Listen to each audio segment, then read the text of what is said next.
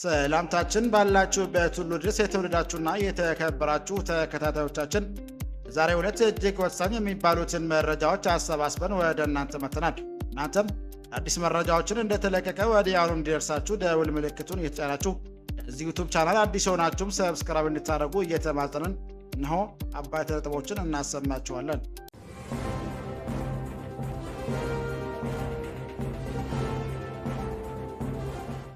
ጌዲዮን ጢሞቴዎስ በሪያድ ጉብኝት ካደረጉ ከአንድ ሳምንት በኋላ የሳውዲ አረቢያ የውጭ ጉዳይ ሚኒስትር አዲስ አበባ ገቡ። ቀጠናዊ ደህንነትና መረጋጋት ዙሪያም ተወያይተዋል። ሳውዲ አረቢያ የውጭ ጉዳይ ሚኒስትር ልዑል ፈይሰል ቢን ፈርሃን ቢን አብደላህ ይፋዊ የሥራ ጉብኝት አዲስ አበባ ገብቷል። ኢትዮጵያና ሳውዲ አረቢያ በሁለትዮሽ ግንኙነት፣ ቀጠናዊ ደህንነትና በስደት ጉዳዮች ዙሪያ የጀመሩትን ዲፕሎማሲያዊ ግንኙነት ይበልጥ ለማጠናከር ያለመ ነው ተብሏል። አብራችሁን ስትቆዩ የምታደምጡት ይሆናል። አብን በአማራ ትግል ስም የሚሉ የተወሰኑ ቡድኖች የመሀል ሀገር ፖለቲካ የተሰናበቱ ኃይሎችን ወደ 4 ኪሎ ለመመለስ ያልተቀደሰ ጋብቻ ፈጽመዋል ሲል ከሰሰ። የአማራ ብሔራዊ ንቅናቄ አብን የተወሰኑ በአማራ ትግል ስም የሚሉ ቡድኖች ህዝባችን መራር መስዋዕትነት ከፍሎ ከመሀል ሀገር ፖለቲካ ያሰናበታቸውን ኃይሎች ወደ 4 ኪሎ ለመመለስ ያልተቀደሰ ጋብቻ ፈጽመዋል ሲል ኮነነ። ይህንን ጉዳይ አሰናድተናል፣ ተሰሙታላችሁ። የህወሓት ተስፋ ባደረግነው ከፍተኛ ክትትልና ጥረት በአሁኑ ሰዓት ከእስር ተለቋል ሲል አብርሃም ሀሳቡን ገለጸ። ኢትዮጵያ ህዝባዊ አብዮታዊ ፓርቲ ኢህአፓ የ7ኛው ጠቅላላ ምርጫ እጩ ፖለቲከኛ የሺዋስ አሰፋ ትናንትና ታስረው እንደነበርና ዛሬ ከእስር መፈታታቸውን ፓርቲው መቼቱን ለጣቢያችን አስታወቀ። በዝርዝር የምታደምጡት ይሆናል። አሜሪካ እንደ መጸዳጃ ወረቀት ተጠቅማለች ሲል የፓኪስታን መከላከያ ሚኒስትር ተናገሩ። ፓኪስታን መከላከያ ሚኒስትር ሀውጃ አስፊ አሜሪካ ሀገራቸውን ለራሷ ስትራቴጂያዊ ጥቅም ስትል በህዝበዛ ፈጽማበታለች ሲል ፓርላማ ፊት ከባድ ወቀሳን ሰነዘሩ። ሚኒስትሩ በብሔራዊ ምክር ቤት ባደረጉት ንግግር ዋሽንግተን ፓኪስታን እንደ መጸዳጃ ወረቀት ለዓለማዊ ካዋለች በኋላ ላለች በማለት የሁለቱን ሀገራት ግንኙነት መራራነትን ገልጸዋል። ይህንም ጉዳይ ሰናድተናል፣ ታደምጡታላችሁ። አድማጭ የቻናላችን ቤተሰቦች ሰብስክራይብ ያላደረጋችሁ እንድታደርጉ እያልን እነዚህና ሌሎች ያሰባሰብናቸውን መረጃዎች ይዘን ቀጥታ በዝርዝርና በትንታኔ ወደምንመለከተው አቀናን።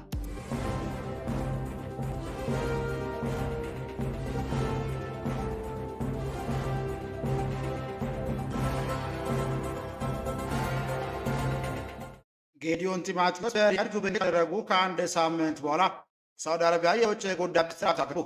ቀጠናዊ ደህንነትና መረጋጋት ዙሪያም ተወያይቷል። አዲስ አበባ የካቲት 5 2018 ዓ.ም የሳውዲ አረቢያ የውጭ ጉዳይ ሚኒስትር ልዑል ፈይሰል ቢን ፈርሃን ቢን አብደላህ ይፋዊ የሥራ ጉብኝት አዲስ አበባ ገብቷል። ጉብኝቱ ኢትዮጵያና ሳውዲ አረቢያ በሁለትዮሽ ግንኙነት፣ ቀጠናዊ ደህንነትና በስደት ጉዳዮች ዙሪያ የጀመሩትን ዲፕሎማሲያዊ ግንኙነት ይበልጥ ለማጠናከር ያለመ ነው ተብሏል። ሳውዲ አረቢያ የውጭ ጉዳይ ሚኒስትር ባወጣው መግለጫ መሰረት ጉብኝቱ ዓላማ በወቅታዊ የቀጠናዊ ሁኔታዎች ላይ ለመወያየት እንዲሁም ቀጠናዊ ደህንነትና የሚደረጉ ጥረቶችን ለማጠናከር ነው ብሏል። ሳውዲ አረቢያ የውጭ ጉዳይ ሚኒስትር ጋር የተወያዩት ጠቅላይ ሚኒስትር አብይ አህመድ ባለብዙ ወገን ጉዳዮች ዙሪያ የተማዊት ማድረጋቸውንም ገልጿል። ውይይቱም በዋናነት ረጅም ጊዜ የቆየውን ለማጠናከር ቁልፍ ዘርፎች ትብብርን በማስፋፋት እንዲሁም ቀጠናዊና ዓለም አቀፋዊ ቅንጅትን በማሳደግ ዙሪያ ያተኮረ እንደነበረ ጠቁሟል። ጉብኝት የተካሄደው የኢትዮጵያ ውጭ ጉዳይ ሚኒስትር ጌዲዮን ጢሞቴዎስ በሪያድ ተገኝተው ከሳውዲ አቻቸው ጋር ከተወያዩ ከአንድ ሳምንት በኋላ ነው። ወቅቱም ሁለቱ ሚኒስትሮች በአፍሪካ ቀንድ ሰላምና መረጋጋትን ለማስፈን በቅርበት ለመስራትም ተስማምቷል። ተጨማሪም ፖለቲካ በኢኮኖሚና በቀጠናዊ ደህንነት ዘርፎች ላይ ያላቸውን ትብብር በማስፋፋት ሁለቱን ሀገራት ግንኙነት ወደ ላቀ ስትራቴጂካዊ ደረጃ ለማሻገርም ተወያይቷል። የቅርብ ጊዜ በአካል የተደረገ ግንኙነቶች ሐምሌ ወር መጨረሻ ላይ በስልክ ተገናኝተው የሁለትዮሽ ግንኙነታቸውንና ቀጠናዊ ሁኔታዎችን ከመገምገም በኋላ የተደረገ ነው ተብሏል። ፖለቲካና ከደህንነት ጉዳዮች በተጨማሪም ሁለቱ ሀገራት መካከል እየተደረጉ ያሉ የዲፕሎማሲ ግንኙነቶች ስራ ስምሪትና በስደት ጉዳዮች ላይ ትኩረት አድርጓል። ባለፈው ጥር ወር የስራና ክህሎት ሚኒስትር ወይዘሮ ሙፈሪያት ካሚል ኢትዮጵያ የሳውዲ አረቢያ ኤምባሲ ጊዜያዊ አምባሳደር ከሆኑት ዶክተር ሳሊህ ቢን አብደላህ ቢን ሙቅቢል ጋር መወያየታቸውም አይዘነጋም። ውይይቱ ያተኮሩ ከሳውዲ አረቢያ የሚመለሱ ኢትዮጵያን ሂደት የቀጠለበት ወቅት ህጋዊ የሆነ የሰው ኃይል ስምሪትን ማጠናከር በሚቻልበት ጉዳይ ነው። ይህ የዲፕሎማሲያዊ እንቅስቃሴ የተደረገ ያለው ኢትዮጵያ በሳውዲ አረቢያ በአስቸጋሪ ሁኔታ ውስጥ የሚገኙ ዜጎቿን ወደ ሀገር የመመለስ ስራ በምታከናወንበት ወቅት ነው። መንግስት የተገኘው መረጃ እንደሚያመለክተው መስከረም ወር ጀምሮ 45093 ኢትዮጵያውያን ሳውዲ አረቢያ ወደ ሀገራቸው ተመልሰዋል ብሏል። ይህ መጠነ ሰፊ ዜጎች የመመለስ ዘመቻ ሳውዲ አረቢያ በአስቸጋሪ ሁኔታ ውስጥ የሚገኙ 70,000 ዜጎችን ለመመለስ መጋቢት 2016 ዓ.ም የተጀመረውን መርሃ ግብር አካል መሆኑም ተመላክቷል። ቅርብ ዓመታት ወዲህ የስደተኞች ጉዳይ የዓለም አቀፋዊ ማህበረሰብ ትኩረት ስቦም ቆይቷል። አብነትም በጎርጎሮሳውያኑ በ2023 ሂውማን ራይትስ ያወጣው ሪፖርት ተጠቃሽ ሲሆን ሪፖርቱ ከሳውዲ የድንበር ጠባቂዎች በኢትዮጵያውያን ስደተኞች ላይ ግድያና እንግልት መፈጸማቸውን የሚያመላክት ክሶች ዘርዝሯል። የሳውዲ አረቢያ ባለስልጣናት ግን የቀረቡትን ክሶች ከዚህ ቀደም ውድቅ አድርገውታል።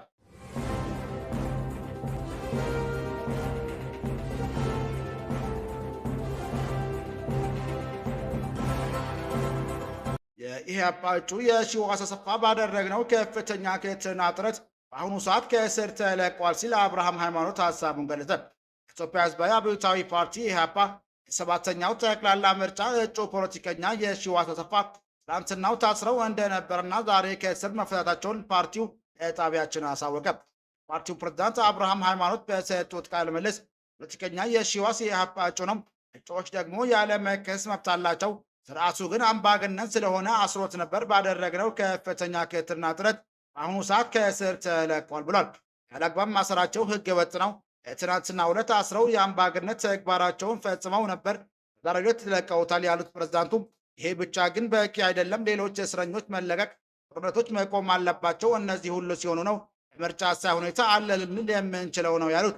ሌሎች እስረኞች፣ ፖለቲከኞች፣ ጋዜጠኞችም እንዲለቀቁ ጥሪ እያቀረቡ ሲሆን እነ ክርስቲያን ታደለ፣ እነ ዮሐንስ ቦያሌው፣ አጠቃላይ የፖለቲካ የማንነት እስረኞች ያለምንም ቅድመ ሁኔታ እንዲፈቱ አሁንም ጥሪ ያቀርባለሁ ብሏል። በዚህ መንገድ መሄድ አገርን ለከፋ ጉዳት ያደርጋታል ሲሉ ማስጠንቀቀው ስርዓቱ እውነተኛና ፍትሐዊ ምርጫ አደርጋለሁ ካለ ምርጫውም ቁርጠኝነት ካለው እነዚህም ማድረግ አለበት። ለምርጫው አሳይ ሁኔታ ቅድመ ሁኔታዎችን አስቀምጠናል ሲሉም ለጣቢያችን ተናግሯል። ፖለቲከኛ የሺዋስ በምን ምክንያት በምን ሁኔታ ላይ ታስረው እንደነበረ የጠየቅናቸው አብርሃም ምንም ምክንያት የላቸውም፣ እኛ መግለጫ ወጣን፣ ሌሎችም ክትሎች አደረግን፣ እጩዎችም መሆኑን ገለጽን፣ ሲለቁትም ሲያስሩትም ምክንያት የላቸውም በሚል ምላሹን ሰጥቷል። ሲያስሩ የፍርድ ቤት ማዘዣ የላቸውም፣ ዝም ብለው ነው የወሰዱት፣ ከነበረበት ስፍራ ወሰዱን፣ አሁን ሲለቁትም ምክንያት አናውቅም ሲሉም አክሏል።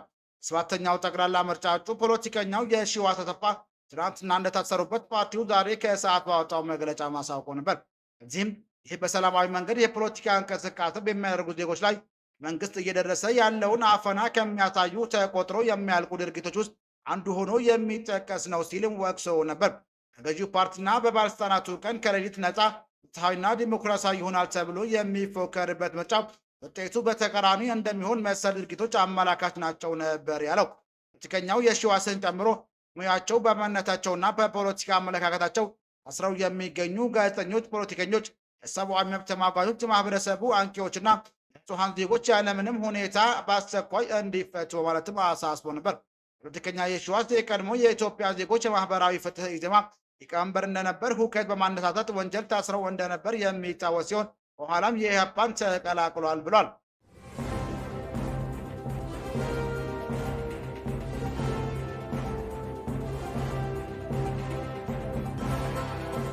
አብን በአማራ ትግል ስም የሚምሉ የተወሰኑ ቡድኖች ከመሀል ሀገር ፖለቲካ የተሰናበቱ ኃይሎችን ወደ 4 ኪሎ ለመመለስ ያልተቀደሰ ጋብቻ ፈጽመዋል ሲል ከሰሰ። የአማራ ብሔራዊ ንቅናቄ አብን የተወሰኑ በአማራ ትግል ስም የሚምሉ ቡድኖች ህዝባችን መራር መስዋዕትነትን ከፍሎ ከመሀል ሀገር ፖለቲካ ያሰናበታቸውን ኃይሎች ወደ 4 ኪሎ ለመመለስ ያልተቀደሰ ጋብቻ ፈጽመዋል ሲል ኮነነ። ይህም በአማራ ህዝብ ላይ የተፈጸመ ታሪክ ይቅር የማይለው ክህደት እንደሆነ አብን በጽኑ ያምናል ሲል ፓርቲው ትናንትና ማክሰኞ የካቲት 4 2018 ዓ.ም ባወጣው መግለጫ ገልጿል። በመግለጫው በአማራ ክልል የተከሰተው የጸጥታ ችግር ባለፉት ጥቂት ጊዜያት አንጻራዊ መረጋጋት የታየበት መሆኑን ጠቅሶ ሆኖም ሰሞኑን ከአንዳንድ አካባቢዎች የሀገር መከላከያ ሰራዊትን መነቃነቅ ተከትሎ ህዝባችን ለዳግም ሰብአዊ ቀውስ የሚዳርግ ሁኔታ ተከስቷል ብሏል። አሁን ላይም የአማራ ህዝብ ትጥቅ ትግል ማዕከል አልባ በማድረግ ጥያቄዎችን ከስርዓታዊ ማዕቀፍ የሚያወጣ የአማራን ህዝብ የሀሳብ መሪ የሚያሳጣ አቋምና መንግስት አልባ የሚያደርግ እንዲሁም ህዝቡን ለከፋ የሰብአዊ ቀውስ፣ ለደህንነት ስጋት፣ የኢኮኖሚ ድቀት አልፎም ህልውና አደጋ የሚያጋልጥ እንቅስቃሴ አይሎ መምጣቱን ስራው አስፈጻሚ ኮሚቴው ገምግሟል ብሏል መግለጫው። በመግለጫው አያይዞም የተካሄደ ያለው የትጥቅ ትግል እንቅስቃሴ በኢትዮጵያና በህዝባችን ላይ የሚጋሩ ጠላትነት ያስተባበራቸው ኃይሎች አንድም የአማራን ህዝብ ለዘላለማዊ እረፍት የመንሳት ዓላማቸውን ለማሳካት፣ ሁለት ደግሞ ሀገር ለማፍረስ የእጅ አዙር አመራር የሚሰጡበት እየሆነ መጥቷል ሲል አክለዋል።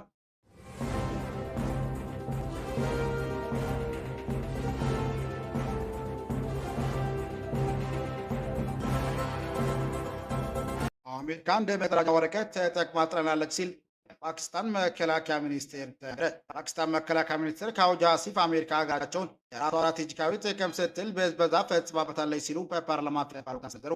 በብሔራዊ ምክር ቤት ባደረጉት ነገር ዋሽንግተን ፓኪስታን እንደ መጸዳጃ ወረቀት ለዓላማዋ ካዋለች በኋላ ምናለች በማለት የሁለቱን ሀገራት ግንኙነት መራራነትንም ገልጸዋል። መከላከያ ሚኒስትሩ ፓኪስታን ባለፉት ዓመታት የነበራትን የሽብር ታሪክ ስትክድ መቆየቷን አምነው ይህ ድርጊት ቀደምት አምባገነን መሪዎች የፈጸሙ ስህተት መሆኑንም ገልጿል። በተለይ 1999 ወዲህና መስከረም 11 ቀን 2000 አሜሪካ ላይ ከደረሰው ጥቃት በኋላ ፓኪስታን ከአሜሪካ ጋር በድጋሚ ለመሰለፍ የወሰነችው አቋም አገሪቱን ለከፍተኛ ውድመት መዳረጉንም አስረድቷል። ሚኒስትር አሲፍ በንግግራቸው ወቅት ፓኪስታን በሁለቱ የአፍጋኒስታን ጦርነት ውስጥ መሳተፏ ትልቅ ስህተት እንደነበርና ዛሬ በሀገሪቱ ውስጥ የሚታዩ ሽብርተኝነት የዛ ስህተት ውጤት መሆኑን አጽንኦት ሰጥተውም ተናግሯል። ቀድሞዎቹ ወታደሮች መሪዎች የራሳቸውን ስልጣን ለማጠናከርና የዓለም ሀያላን አገራቷን ለማስደሰት ሲሉ ፓኪስታንን የማይመለከታት ጦርነት አሳልፈው መስጠታቸውንም የኮነኑት ሚኒስትሩ ጦርነቱ በወቅቱ በሃይማኖት ስም ቢቀሰቀስም ትክክለኛ ዓላማው ግን የሀያላን አገራት የፖለቲካ ፍላጎት እንጂ እስልምና ጋር ግንኙነት እንዳልነበረውም ገልጿል። ይህ ንግግር የተደመጠው በቅርቡ የኢስላም ባድ በሚገኝ መስጊድ ላይ ለደረሰው አሰቃቂ ቦምብ ጥቃት ምላሽ ለመስጠት በተካሄደው የፓርላማ ክርክር ላይ ነው። ሚኒስትሩ አሜሪካ አካባቢውን ለቃ ስትወጣ ፓኪስታን ግን ለበርካታ ዓመታት ለሚዘልቅ የጽንፈኝነት የኢኮኖሚ ቀውስና የድህነት መታወቅ ተዳርጋ መቅረቷን መጥቀስ ጥልቅ ቅሬታቸውንም አሰምቷል። ከአውጂ አሲፍ ንግግር በፓኪስታን የውጭ ጉዳይ ፖሊሲ ላይ መናገሪያ የሆነ ሲሆን አገሪቱ ከሀያላን አገራት ጋር ያላትን ግንኙነት በድጋሚ እንድትመረምርም ጥሪ አቅርበዋል። ክቡራን አድማጮቻችን ለዛሬ ያዘጋጀንላችሁ መረጃዎች ይህን ይመስል ነበር። ሰብስክራይብ ማድረግ ደውል ምልክቱን መንካት እንዳይጠፋችሁ እያልን ሌላ ዜና እስክንገናኝ ድረስ መልካም ቀን እንመኝላችኋለን።